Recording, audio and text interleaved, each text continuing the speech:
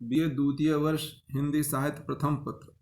प्रिय विद्यार्थियों, आज हम घनानंद के भाव पक्ष एवं कला पक्ष की विवेचना करेंगे। घनानंद रीति काल के रीत मुक्त काव्य धारा के प्रतिनिधि कवि हैं। इस परंपरा के कवियों ने अपने काव्य सृजन में किसी भी प्रकार की काव्य शास्त्रीय मान्यताओं अथवा नियमों के बंधनों को स्वीकार नहीं किया है। उनकी इस स्वानुभूति के आवेग के समक्ष काव्यशास्त्रीय नियमों के बंधन स्वतः ही शिथिल होकर बिखर गए हैं। इन कवियों ने अपने पूर्ववर्ती कवियों की भांति प्रेम के बाहरी स्वरूप का चित्रण न करके अपने अंतर्मन को समग्र सहजता के साथ काव्य प्रेमियों के सम्मुख प्रस्तुत किया है। इन्होंने अपने अंतर्मन, आत्मपीड़ा, आत्मनिवेदन, स्वानुभूति, उन्मुक्त प्रेम, प्रेम की पीर और वेदना की दाहक कसक को समग्रता से उद्घाटित किया है। बंधी बंधाई लोक भाव और कला दोनों दृष्टियों से इन्होंने दौड़ नहीं लगाई। आचार्य विश्वनाथ प्रसाद मिश्र के शब्दों में, स्वच्छंद कवि हृदय की दौड़ के लिए राजमार्ग चाहते थे। रीत की सकरी गली में धक्कम धक्का करना नहीं, ये कविता की नपी तुली नाली खोदने वाले नहीं थे।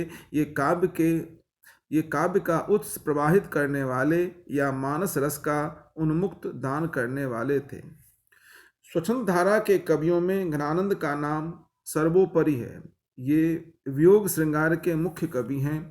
प्रेम की पीर को लेकर इनकी वाणी काव्य रूप में फूट पड़ी है। इसलिए आचार्य रामचंद्र शुक्ल ने लिखा है, प्रेम मार्ग का ऐसा प्रवीण और धीर पथिक तथा जवादानी का ऐसा दावा रखने वाला ब्रजभाषा का दूसरा कवि नहीं हुआ। घनानंद वस्तुतः रस सिद्ध कविश्वर थे। घनानंद काव्य के अनुशीलन करता एवं प्रशस्तिकार ब्रजनाथ ने घनानंद के काव्य के विषय में लिखा है, नेह महा ब्रजभाषा प्रवीण औ सुंदर तान के भेद को जाने, जोग वियोग की रीत में कोविद भाव न भेद स्वरूप को ठाने, चाह के रंग में भीज्यो हियो बिछुरे मिले प्रीतम शांति न माने, भाषा प्रवीण सुछंद सदा रहे, सो घन जी के कवित्व बखाने। घनानंद के काव्य की प्रमुख विशेषताओं को हम दो वर्गों में विभक्त कर अध्ययन कर सकते हैं। पहला भाव पक्ष, दूसरा कला पक्ष। घनानंद द्वारा वर्णित काव्य रचनाओं में भाव पक्ष के अंतर्गत बिंदुवार प्रमुख तत्वों को हम इस प्रकार रख सकते हैं। श्रृंगार चित्रण। घनानंद के श्रृंगार चित्रण को हम तीन वर्गों में विभक्त करते हैं। पहला संयोग श्रृंगार, दूसरा वियोग श्रृंगार और तीसरा रूप सौंदर्य चित्रण। संयोग श्रृंगार। घनानंद का प्रेम मूलतः विरह प्रधान है। वास्तविक जीवन में भी उन्हें अधिकांश जीवन अपनी प्रिया सुजान से दूर रहकर ही बिताना पड़ा। फिर भी उनके काव्य में संयोग या मिलन की कुछ स्थितियां विद्यमान हैं। ललित उमंग बेल आल बाल अंतर ते, आनंद के घन सींच रोम रोम होए चढ़ी, आगम उमाह चाह छायो सु उछाह रंग, अंग अंग फूलन दुकुलन पर कढ़ी, बोलत बधाई दौर दौर में छबीले दृग, दशा शुभ सुगनोती नीके इन पे चढ़ी। अर्थात प्रेमिका प्रेमिका के साथ शारीरिक मिलन होने वाला है। इस कारण उमंग से भरी हुई ललित भावनाएं हृदय में आनंद के रस में भींग भींग रोम रोम में व्याप्त हो गई है। इस तरंग में अंग अंग इतनी उमंग से भर गई है कि वस्त्रों को फाड़ कर बाहर निकल आना चाहते हैं। छबीली आंखें दौड़ दौड़ कर प्रिया पर काम दशा के चढ़ने की बधाई दे रही है। इस छंद में कवि का प्रेमिका के साथ मिलन का संकेत है, किंतु ऐसे मिलन के छंद बहुत कम हैं। वियोग श्रृंगार। वास्तव में घनानंद विरह के ही कवि हैं। अर्थात रामचंद्र शुक्ल के शब्दों में, यद्यपि इन्होंने संयोग और वियोग दोनों पक्षों को लिया है, पर वियोग की अंतर्दशाओं की ओर ही दृष्टि अधिक है। इसी से अनेक वियोग संबंधी पद ही इनके प्रसिद्ध हैं। वियोग वर्णन में भी अधिक अंतर्वृत्त निरूपक हैं, बाह्यार्थ निरूपक नहीं। घनानंद में न तो बिहारी की तरह विरह ताप को बाहरी ताप से मापा है, न बाहरी उछल कूद दिखाई है। जो कुछ हलचल है वह भीतर की है। बाहर से यह वियोग प्रशांत और गंभीर है। न उसमें करवटें बदलना है, न सेज का आग की तरह से तपना, न उछल उछल कर भागना है। उनकी मौन मधी पुकार है। इस प्रकार घनानंद की विरह वेदना स्वानुभूत है और कृत्रिम है। घनानंद का संपूर्ण काव्य का अधिकांश भाग विरह वियोग से ही संबंधित है। शास्त्रीय दृष्टि से वियोग श्रृंगार के 4 अंग हैं: पूर्वराग, मान, प्रवास और करुण। ये चारों रूप घनानंद के काव्य में मिल जाते हैं। विरह वर्णन में शास्त्रों में इस अंतरदशाओं की बात की गई है। 10 अंतरदशाओं की बात की गई है: अभिलाषा, चिंता, स्मृति, गुण कथन, उद्वेग, प्रलाप, उन्माद, व्याधि, जड़ता एवं मरण। घनानंद के काव्य में विरह की ये अंतरदशाएं भी मिलती हैं। वस्तुतः प्रिय के वियोग की दशा में घनानंद ने प्रेम की गहनतम और सूक्ष्म से सूक्ष्मतम अनुभूतियों का अनुभव भी किया और पूरे मनोयोग से उन्हें अभिव्यक्त भी किया। घनानंद का श्रृंगार वर्णन स्वानुभूत एवं स्वच्छंद है। रूप सौंदर्य का वर्णन। घनानंद के प्रेम और काव्य का आलंबन मुख्य रूप से उनकी प्रेमिका सुजान ही रही, किंतु जीवन के उत्तरार्ध में वे राधा कृष्ण की ओर भी आकर्षित हुए। घनानंद ने सुजान के रूप का वर्णन परंपरागत चमत्कारिक ढंग से या रीतकाल के अन्य कवियों की तरह लक्षण ग्रंथों के आधार पर नहीं किया, बल्कि सुजान कवि को जिस जिस रूप में आकर्षित करती रही, उन्हीं रूपों या छवियों के सौंदर्य के वर्णन की ओर घनानंद प्रवृत्त हुए हैं। एक एक अंग को, उसकी सुंदरता को अलग अलग करके विस्तार से उस पर कलम चलाने की प्रवृत्ति घनानंद में नहीं है। घनानंद के रूप सौंदर्य वर्णन की सबसे बड़ी विशेषता है कि कवि ने स्वानुभूत रूप सौंदर्य का बड़ी तन्मयता एवं आसक्त भाव से वर्णन किया है। घनानंद के रूप सौंदर्य वर्णन में मांसलता है, सूक्ष्मता है, नई भावनाओं एवं कल्पनाओं का योग है। बाह्य रूप सौंदर्य के साथ साथ घनानंद ने सुजान के भीतरी मानसिक सौंदर्य का भी चित्रण किया है। घनानंद ने सुजान के अंग प्रत्यंग का, सिर, केश, भाल, घूंघट, भौं एवं नेत्र आदि का रूप वर्णन किया है, किंतु यहाँ भी वे कृत्रिम एवं चमत्कारिक नहीं हुए हैं। इसके अलावा घनानंद ने सुजान के स्वभाव का, उसके गुमान का, उसकी शोभा, लावण्य और सुकुमारता का भी रूप वर्णन किया है। भाव पक्ष के अंतर्गत अगला बिंदु हम लेते हैं भक्ति भावना का चित्रण। घनानंद तो पूर्ण रूप से प्रेम के ही कवि हैं, किंतु जीवन के उत्तरार्ध में वे कृष्ण राधा के प्रति भक्त भाव रखकर भक्त परक रचनाएं करने लगे।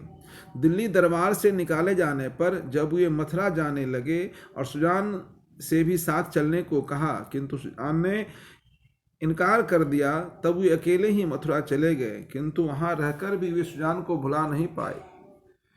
उनके समस्त प्रेम काव्य का आलम्बन सुजान ही बनी रही, किंतु बाद में वे निम्बार्क संप्रदाय में विधिवत दीक्षित भी हुए और जीवन के अंत तक कृष्ण राधा की भक्ति परक रचनाएं करते रहे।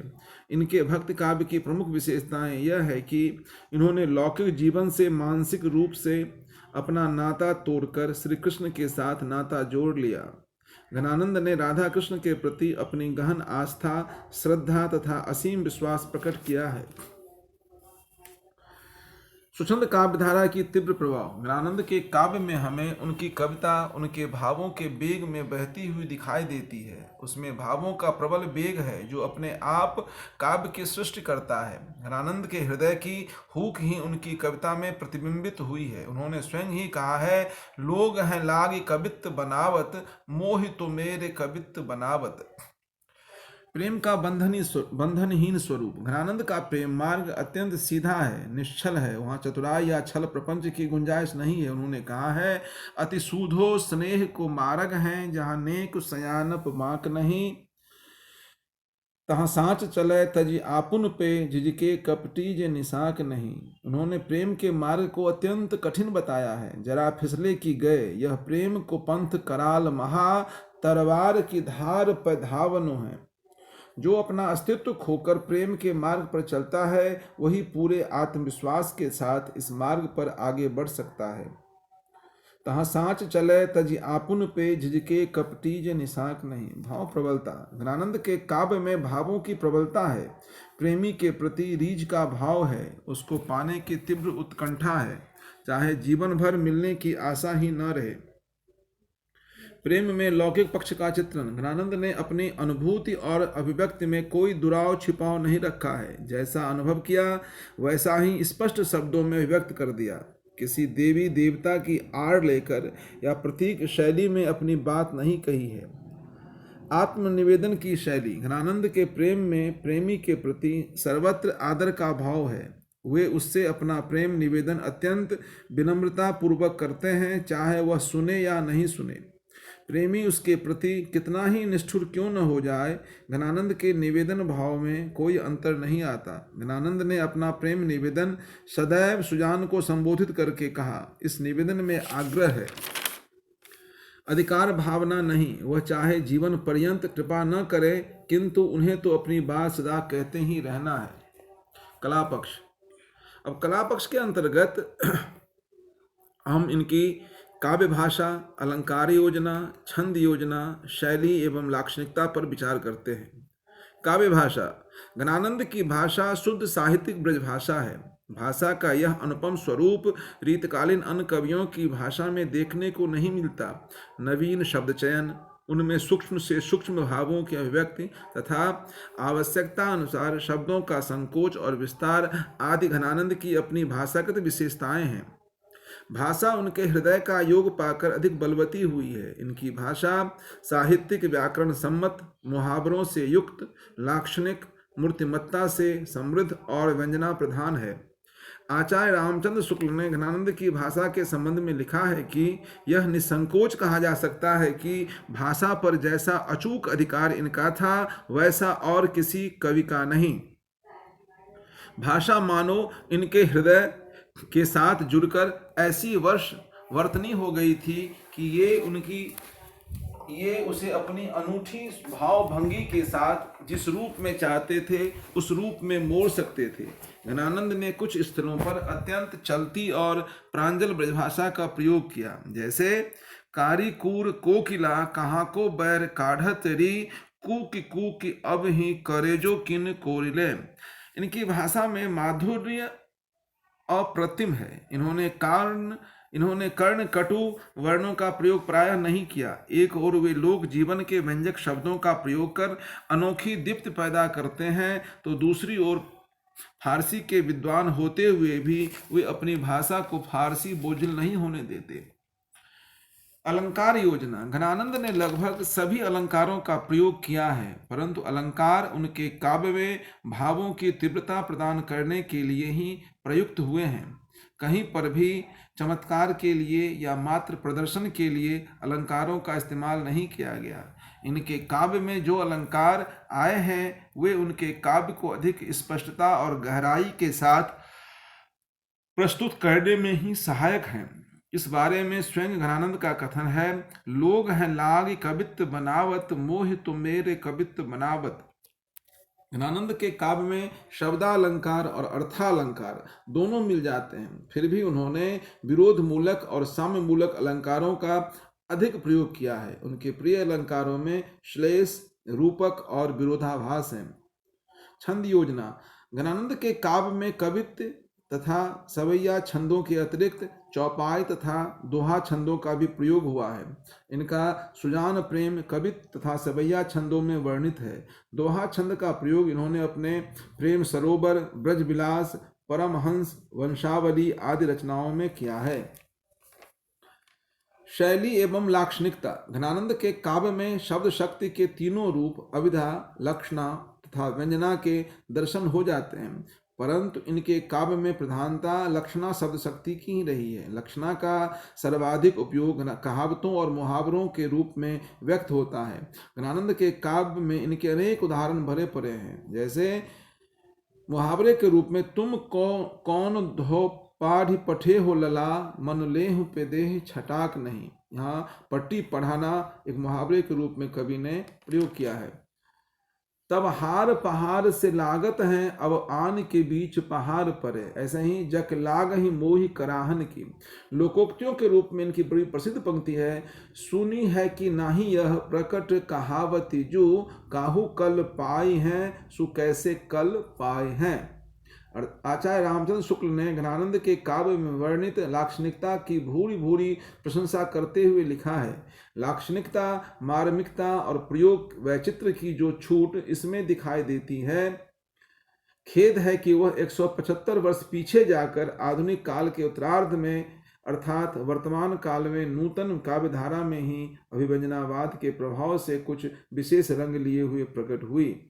निष्कर्षतः ज्ञानानंद काव्य के भाव पक्ष तथा कला पक्ष की विशेषताओं का अवलोकन करने के पश्चात यह कहा जा सकता है कि ज्ञानानंद रीत काल के सर्वश्रेष्ठ कवियों में से हैं। उनके अनुसार कविता वह है जो मर्म पर सीधा आघात करती है। ब्रजनाथ ने सच ही तो कहा है, समझे कविता घन आनंद की, ही आँखिन नेह की पीर तकी।